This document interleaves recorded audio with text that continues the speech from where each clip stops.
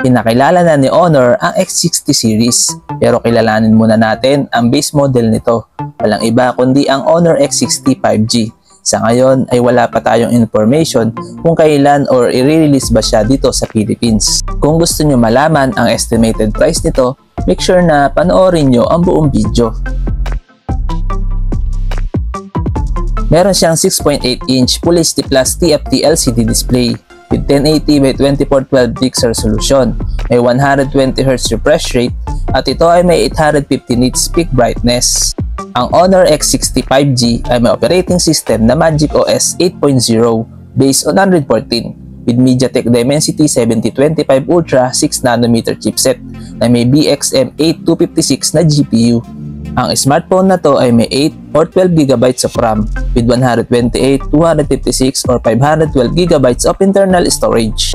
Kung camera naman ang pag-uusapan, ang Honor X60 5G ay may 108MP main camera with LED flash at may up to 1080p video recording. Meron naman siyang 8MP selfie camera na may 1080p video recording. Sa kanya naman battery, meron siyang 5,800mAh battery capacity with 35W Honor Super Fast Charge. Meron siyang side-mounted fingerprint scanner at para sa kanyang sound, meron itong Honor Hiss10 7.1. Sa dimensions, meron siyang 165.98 by 75.8 by 7.88mm at may timbang na 189 grams with 10-sided anti-fall, waterproof and wear resistance at ito ay may dual SIM. Sa connectivity, meron siyang 5G, dual band Wi-Fi, Bluetooth 5.3, GPS, GLONASS, Galileo, PDS, OTG, and USB Type-C. Ngayon naman guys, dito na tayo sa kanyang price.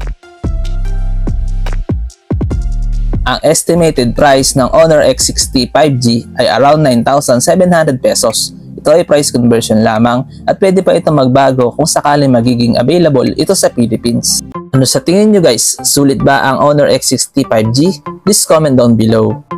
Kung nagustuhan nyo ang video natin ngayon, ay huwag nyo kalimutan mag-like, share, and subscribe. Maraming salamat!